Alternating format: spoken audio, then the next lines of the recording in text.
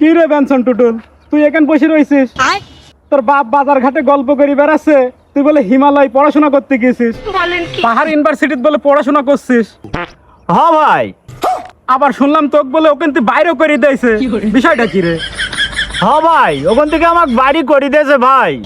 লাস্টে দিশা মিশা না পায়ে কুষ্টিয়ায় আসি, কুষ্টিয়া ইসলামিয়া ইউনিভার্সিটিতে আবার ভর্তি হয়েছি ভাই। শালা কয় কি রে?